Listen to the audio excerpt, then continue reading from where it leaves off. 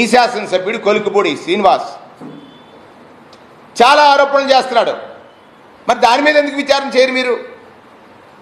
శ్రీనివాస్ మీ parliament సభ్యుడి మీద గంజాయి గురించి మాట్లాడుతున్నాడు. శ్రీనివాస్ మీ ప్రభుత్వంలో ఎక్సైజ్ వాళ్ళు బెల్ట్ షాపుల మీద ఏ రకంగా మామూలు వసూలు చేస్తున్నారో మాట్లాడుతున్నారు. ఈ రాజమండ్రిలో కూడా మొన్న ఒక ఆడియో లీక్ అయింది. ఏంటంటే మామూలు మత్తు ఎలాగంటే ఎలా పంచుకుందాం, ఎలా దోచుకుందాం అనేటువంటి మాట చెప్పారు. బెల్ట్ షాపులు ఉన్నాయని సాక్షాత్తు ఎక్సైజ్ మంత్రి గారు చెప్తున్నాడు.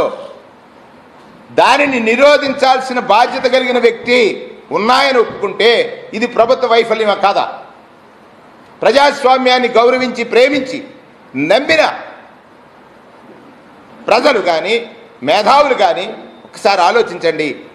ఇది డైరెక్షన్ లేని డైవర్షన్ ప్రభుత్వం. డైరెక్షన్ లేదు. మీరు ఆలోచించండి.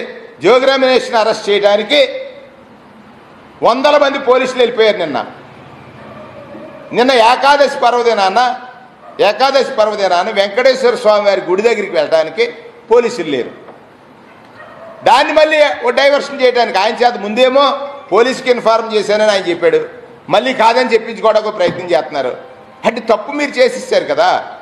అంటే మీరు కేవలం ప్రతిపక్షం కోసమే ఈ ప్రభుత్వం ఉందా, ప్రజల కోసం ఉందా? ప్రజలు ఆలోచించాలి. ఈ ప్రభుత్వం ప్రతిపక్షం ప్రజల తరఫున లేవనెత్తే అంశాలని అడ్డుకోవడం కోసం ఈ యంత్రాంగం పనిచేస్తుందా? ఈ ప్రభుత్వ బాధ్యతని, జవాబుదారీగా లేని ప్రభుత్వ పనితీరుని ప్రశ్నించేటువంటి ఏదైతే ప్రతిపక్షం ఉందో ఆ నాయకులను అరెస్ట్ చేయడానికి ఈ ప్రభుత్వం ఉందా?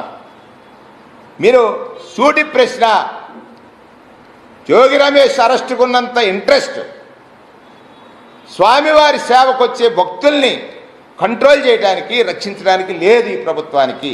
ఇది సూటిగా అడుగుతున్నాను నేను.